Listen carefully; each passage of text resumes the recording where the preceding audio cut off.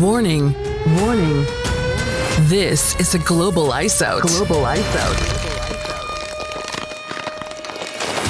Testing the right speaker. Right. Testing the left speaker. Left. Sound successfully recovered. Swan Commander. Connected. And now, the countdown has begun.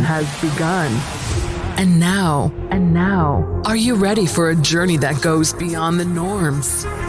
The Federal Prospects Hockey League just celebrated its 15th anniversary.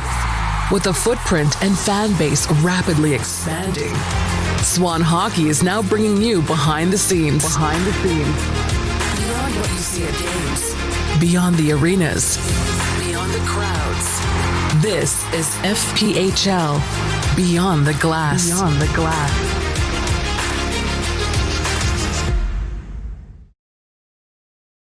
What's going on, everyone? Welcome back to another episode of FPHL Beyond the Glass. I'm your host, Eric Swanick, Swan Commander on social media.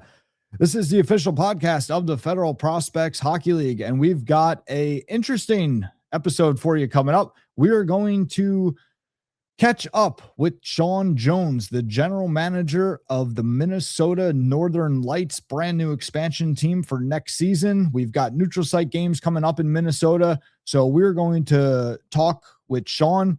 Shawn has been around the block. He's been involved in hockey for a very long time. He's had many stops in different leagues. He's been involved in a lot. So we're gonna talk to Shawn. Before we do, we're gonna start off with Dave Jackson, catch up on some suspensions, and let's go.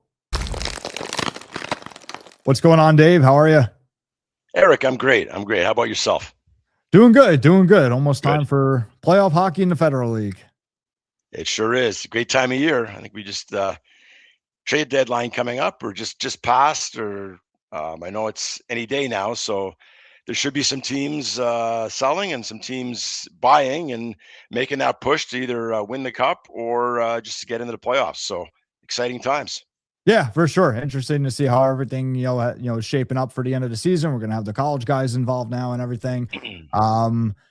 Yeah, suspensions. Obviously, everyone wanting to be on their best behavior, hopefully trying to make sure that they're eligible to play in playoffs, and maybe some guys not on their best behavior too. I mean, I want to get your thoughts on that too. Maybe after we run through the suspensions on, kind of if you expect, if there's typically an uptick in maybe some carelessness or recklessness from teams that are kind of seeing the writing on the wall that their season's about over, and maybe how that suspensions might carry over to next year, or just kind of what, Sure. From your point of view, what that looks like, and some of the logistics behind the scenes, and making sure that everything stays clean the rest of the year, regardless of individual player or team situations. Yeah, for sure. And I don't want to jinx myself here, but it seems that the last couple of weeks it's been fairly quiet. Nothing really egregious. Guys are playing hockey. We didn't have any lewd gestures or slurs this weekend, which is good. And Great. we Friday night we had a player thrown out for instigating a fight for Columbus in the last 5 minutes, and I'm not sure if we've talked about that in the past before, but that rule in there, it's an automatic game misconduct if you instigate a fight in the last 5 minutes of play. It's really kind of semantics, because you're going to serve 5 minutes for fighting anyways, and you're out of the game. But the game misconduct's tacked on, but it's not an automatic suspension. The automatic suspension, people seem to think it's automatic, but it isn't. It's in the rule book. It says you may be suspended if you instigate a fight in the last 5 minutes. And that's to prevent guys from, nothing to lose, settling of accounts. There was a play earlier in the game, and then now with 5 minutes to go, I'm going to go jump a guy and instigate a fight as payback. Those are suspendable offenses. If you have a play in the last 5 minutes where, let's say, a guy gets run from behind, guy elbows you in the face, and you drop your gloves and start a fight with him, that's not a suspendable instigator penalty. That happens organically, and that's what happened in this case. There was a hit, there was a fight. Goaltender came out and had words with this player. The player took exception to the goaltender having words with him. He shoved the goaltender in the chest. Goaltender's teammate came around, jumped him, and they fought. And so that's not a case where I'm suspending somebody for being an instigator. That was in the heat of the moment. That's what happened. So I rescinded that. So there was no suspension for instigating in the last 5 minutes. A player with verbal abuse who was tossed from the game, but he was tossed from the game early in the second period. Again, no lewd gestures, no slurs, just your run of the mill, not happy with what was going on. He got ejected. He missed half the game. We don't suspend for that. It's just, you're missing half the game. No harm, no foul. Go take a shower and come back next game. Yeah. We do suspend, however, for verbal abuse post game.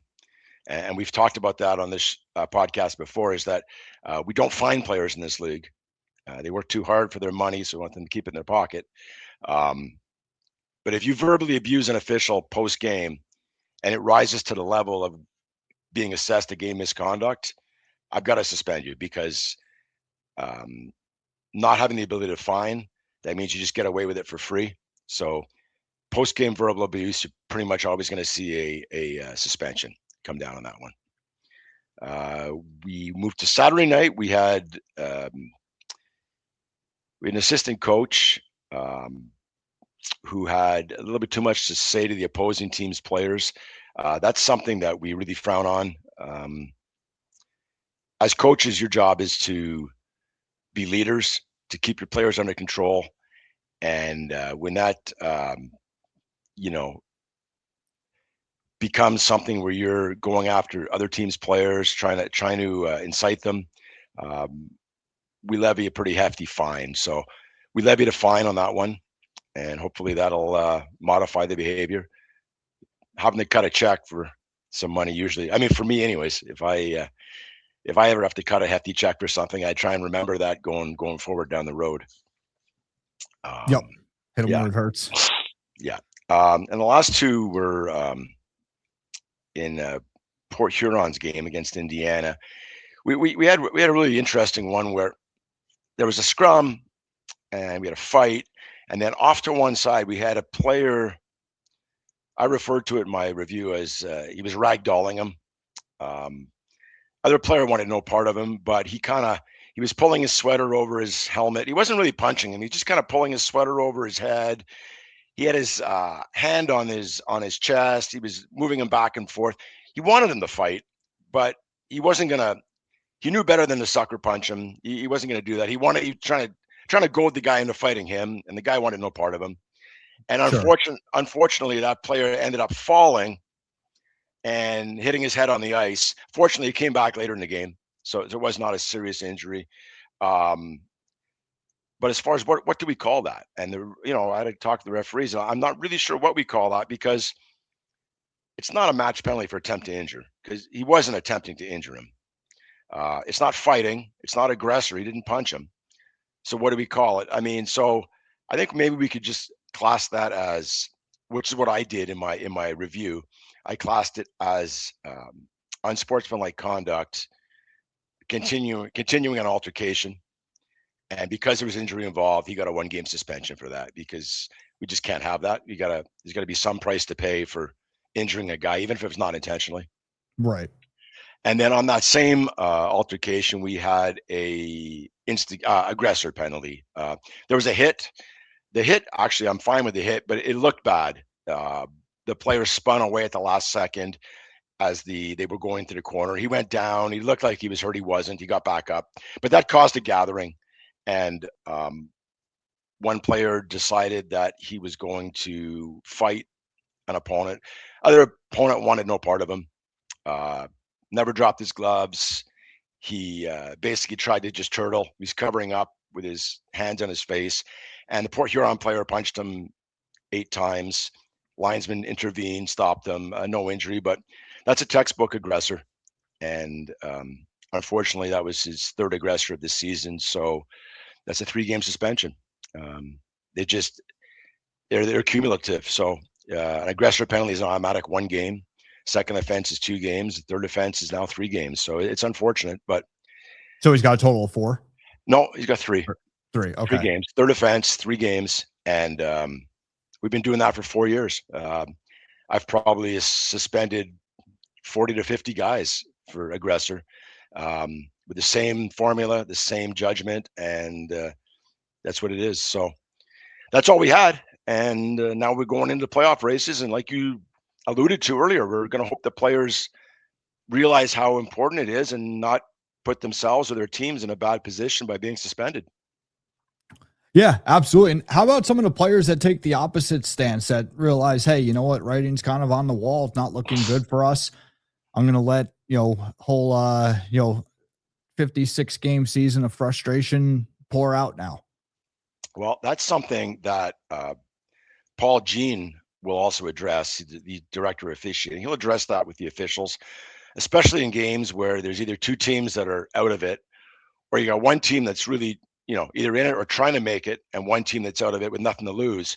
You make the officials aware. Like, it doesn't change your officiating standard, but when guys start doing stupid things, you throw the book at them, because it really becomes babysitting at that point. And if you can identify that there's players out there truly not caring what they do, then as officials, we don't need to cut them any slack either.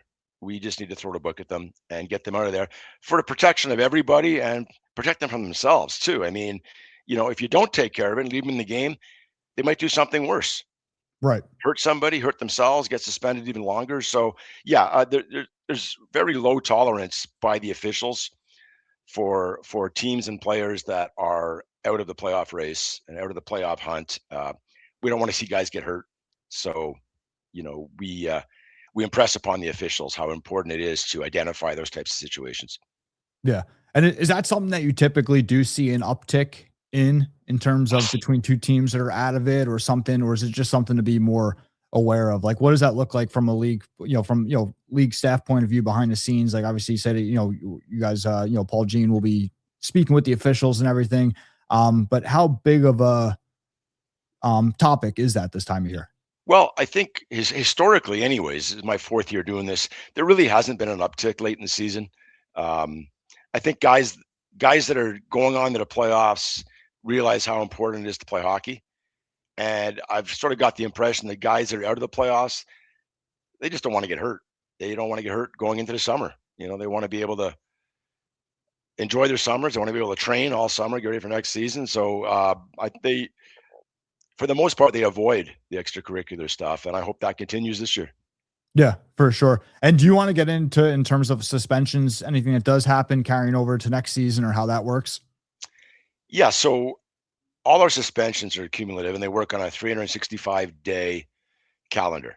So for example, if I suspend somebody this Friday night for aggressor, I go back 365 days. So I go back to March 10th, March 11th of last year, and I go forward and see if they've been suspended since that date for the similar type of infraction. And if they have, then they become a repeat offender. So it really, having the season wind down really has no effect on whether they're going to have a lengthy suspension or not. It just carries on for the next calendar year.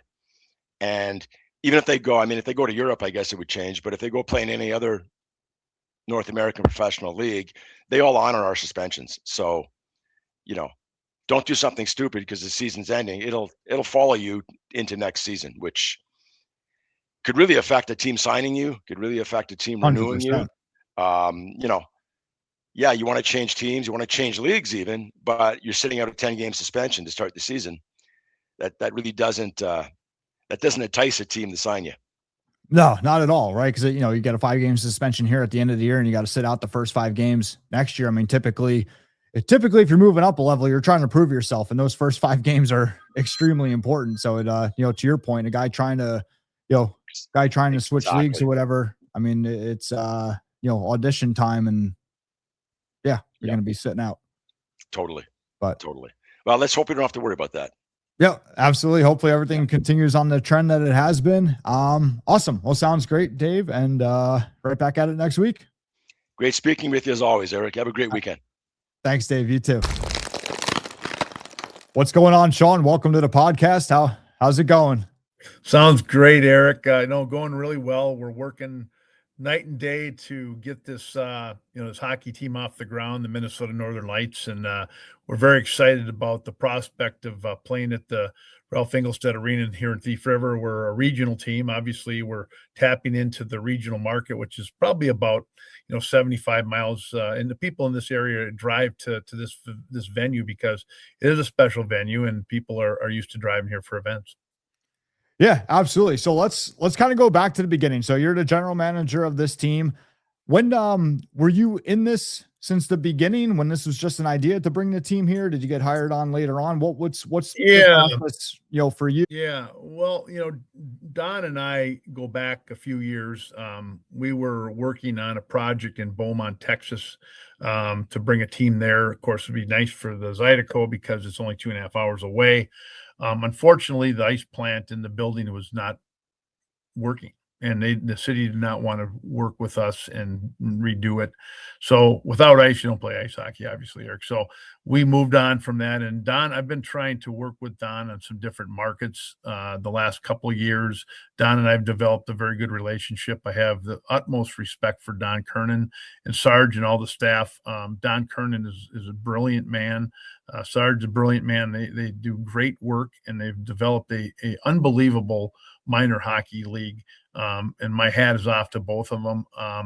And so I have this great relationship with them. And so obviously my background, I'm 63 years old. I didn't fall off the turnip truck yesterday. So I've done a lot of different teams and a lot of different businesses and stuff over the years. You and Don go down to Beaumont.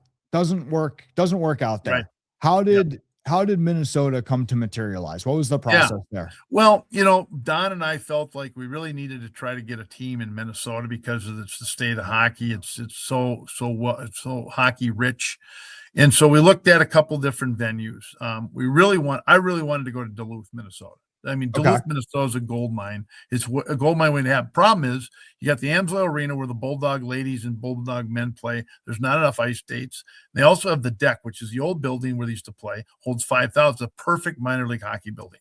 And we went to the city, went to the mayor, and said, "Hey, we want to be here." And the problem is that the deck has an ice plant problem, and they're using a portable train system to make ice right now. It costs them about 300 G's a year.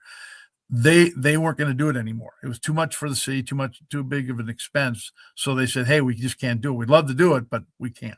And there's no other building in Duluth. So when that happened, we went to Rochester, Minnesota. Well, Rochester, Minnesota is the Mayo Clinic Center, holds about 5,200 for hockey, but they don't have ice in there. They did a $100 million renovation. They didn't put ice in it, which is crazy because they had a semi-pro team there years ago, which Herb Brooks played on. So I don't know. I talked to the mayor, and she goes, I don't know. Now, if they're going to have to tear up the floor and stuff, it's probably a $10 million deal. And they frankly said, "Hey, we're not going to do it." So the outlier a little bit was the Thief River facility, the Ralph Engelstad Arena here in Thief River. Great building, holds 3,500. Perfect for minor league hockey, perfect for the FPHL. So I reached out to Travis Collins, the general manager. We started talking, and I told Don, "Hey, we started talking back and forth." Don and I said, "Well, let's make a trip." So we came up twice, and we felt like this would be an opportunity for the league to get a team in Minnesota. So that's how that all started. And then we pulled the plug or pulled the trigger in the middle of December and opened up an office. And I've been kind of a whole dog and pony show because it's a nonprofit. We set it up as a nonprofit organization, which is very unique. There's only one other pro team in the country, and that's the Adirondack Thunder. That's a nonprofit. So we were doing that to bring back some of the funds back to the community and try to get this thing off the ground. We've got one other personnel right now. She's kind of an office person, but I haven't even hired any salespeople. I've been the whole dog and pony show and recruiting and the whole thing. And obviously we're waiting to see what happens on the 27th and 28th. We think we're going to have some great success with attendance, and that's going to kind of catapult the thing into the next level. Our merchandise, our social media, we've done well with social media. 5,200 followers, 1.1 viewers in 3 months. It's phenomenal. But this is a market that's hockey rich. the probably the biggest challenge, Eric, is its size. It's not a big area. You have to combine the region really. About a 70-mile radius is going to give you about 100,000 people. But and that would work. If we're the only show in town, which we are, and we put on the show, it'll work. So I'm here, for the time being. Will I stay here for the long term? I don't know that.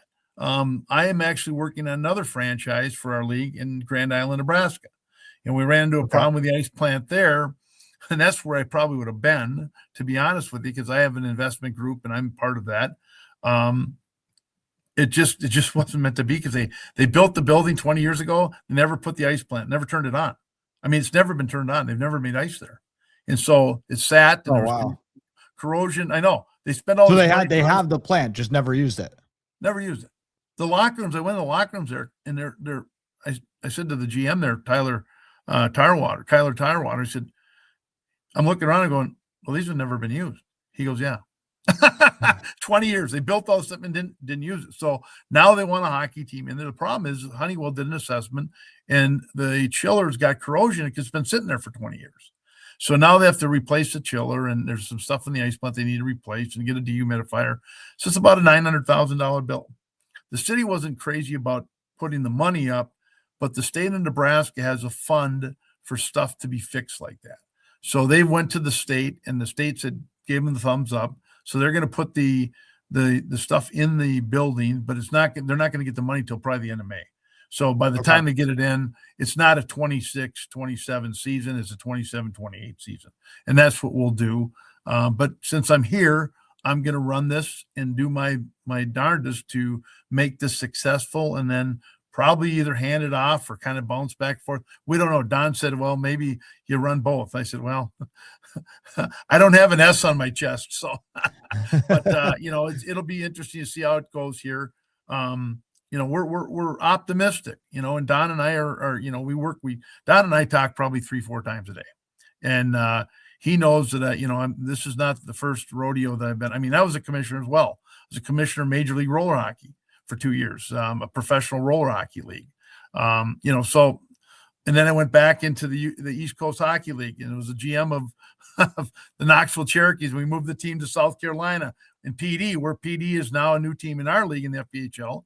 We were there for a number of years. So, it's been just a rat race of hockey and business. And then I kind of got out of hockey for a while and started got into a company that was a manufacturing company. And when I got into the company was almost $750,000 upside down the balance sheet, basically bankrupt. And I turned it around within a year and a half.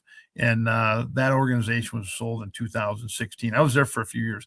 I'd gotten out of hockey because I was done traveling. I mean, moving my family everywhere. Yeah. I just said enough is enough. So we came back to Minnesota, and I've been here ever since. Of course, was going to go to Beaumont, Grand Island, now here in Thief River. So I'm living in Thief River. I have a home in the Twin Cities. But we got a lot of work to do, and we're doing it. Yeah. And one thing that's really interesting about, your location, you mentioned that you're recruiting players. What do you project, like the amount of locals? And when I say local, I mean Minnesota kids playing on this team, because I think that's got to be a big advantage. To having a team there's a ton of local talent, and really a lot of local talent on both sides of the border, not only from Minnesota, but, we have some guys from Canada. It's very favorable in terms of local talent. Absolutely. Don and I's kind of theory on this is to have between 65 and 70% of the players from Minnesota. And then, we'll splice in the Canadian kids north of the border, and, maybe a Russian or two or whatever. But, this is going to be a majority of Minnesota players. And, matter of fact, I'm going to try my darndest to have a Minnesota coach. Yeah, I think it makes a lot of sense. I mean, kind of everything feeds each other, right? Like that you theoretically would think that, the town will rally around the locals. The attendance should be up. I mean, it's actually a really cool, unique environment when you have a fan base that's not only there to see their hometown team or their hometown team, home state, hometown, but also it's hometown players, which is really cool, really unique. You don't get that in too many, places. Yeah, absolutely, Eric. No question. I mean, if we get a kid that played at North Dakota or Bemidji State or, Concordia or a small college in Minnesota or whatever, even junior player north of the border, you got War Road, Rosso, you got all these areas that have produced some great hockey players. And, our position is that, the league's got a celebrity rule that we'll try to tap into some of those celebrities. I mean, it'll be fun for the community. Yeah, for sure. Now, obviously, neutral site games coming up. What can people expect there? What do you guys expect there? Obviously, it's a little bit of testing, bit of testing the waters, bit of promotion, bit of kind of doing maybe a dry run, for your own, your own data or whatnot of, kind of like a practice run in terms of putting on a game Right. and everything for the building.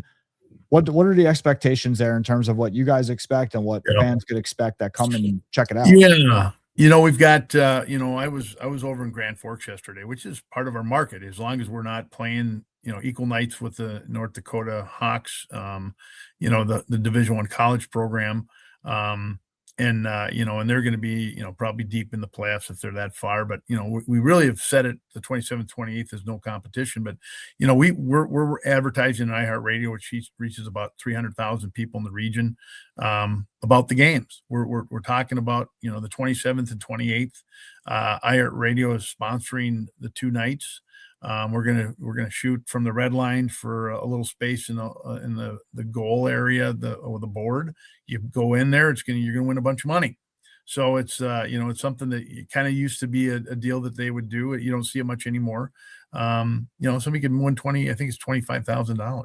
So it's kind of a fun thing. It doesn't happen very often. I mean, I've only seen it a couple times in 30 years. So, I mean, the chances are pretty rare, Eric, but hey, it's fun for the crowd. We're going to do it both nights. Yeah, back in the day, a long time ago, I think some woman won a truck. I think it was at Aquasasni back in the day in the Federal League. I think it was an older woman too, shot from the blue line to the red line and won a brand new truck, if I remember correctly. Yeah, it's kind of crazy. But so we've done the stuff with iHeart, then Midco, which is TV. That's reaching 200,000 people. We're, during the NHL games, the college games, we're doing the ads for the 27th and 20th, and also season tickets. We've got, Papa Murphy's put 10,000 flyers on Pizza Box the last 2 months. So everybody in the area knows about the game, and we've got a very reasonably priced deal for 12 for kids and 14 for adults in general admission, because it's just easier for general admission for these 2 games. We don't, we're not going to season ticket holders and all that stuff. That's all next year. But, we think that, we're hopeful that we can fill it both nights. I don't know. It's hard to say, everybody says, oh yeah, we're coming, you're coming. But, unless they show up and buy a ticket, you don't know. That's the roll of the dice, the crapshoot. And obviously, from Don and my perspective, we're hopeful that we're going to get great crowds that night. And if we do, people are going to see a show, not just hockey. So Topeka and obviously in Indy are kind of good rivals. And we've got we're going to have lights going on, light show. We're going to have flares when the guys come out shooting up, 50 feet and, all the different things kind of trying to put on a little show. Now, it's not going to be what we're doing in the fall. That'll be big time, but we're going to give them a taste of this because they haven't seen it before. So I think that'll help a little bit. And, maybe they'll get excited about it. And, we haven't sold a lot of season tickets yet, but hopefully we'll have the booths up those nights, and maybe people like it enough to say, hey, you know what, we're going to buy a season ticket. Yeah, for sure. Yeah, that's awesome. Shawn, anything you want to end off on? No, I just, I appreciate you, Eric, and appreciate the FPHL, Don and Sarge and Smitty and Dave and all the guys. What a fantastic league we have here. The business model works. It's worked for 16 years or whatever. Yeah, this we're is adding 16. teams. Yeah. We're working, we got new teams coming in the league. Don's on planes all the time, meeting with arenas and in ownership groups and stuff like that. And it's exciting. The league isn't going backwards, it's going forward. And that's the exciting aspect of it. And, Don Kernan, the man's been doing this for 50 plus years. He knows what he's doing. Sarge has been doing this for 50 plus years. We've got the right combination of people in place to make this league work continually down the road and expand. I don't know where it's going to go. I have no idea. I mean, I've been involved with the Western Pro League, the East Coast Hockey League, the Central League, the Continental League, the USH. I mean, I've been all over the board, But the one thing I can say is it's a real pleasure to be involved with the organization. It has, top-notch people, of course, like you and Don and Sarge and Dave and Smitty and all the guys. So, and certainly Paul Jean, our referee in chief. So we've got a great crew. Yeah, that's awesome. Well, I appreciate it, Shawn. I appreciate you coming on. Wish you the best of luck, obviously. And I'm excited to see these neutral site games. Yeah, sounds good, Eric. Thank you so much for the day and the time. And so certainly apologize for the technical difficulties we had. So we worked through this one. Sounds good, Shawn. Thanks again. And we'll catch up soon. And that's going to do it for this episode. Let's do our proof of attendance token code. Our proof of attendance token code is going to be Minnesota.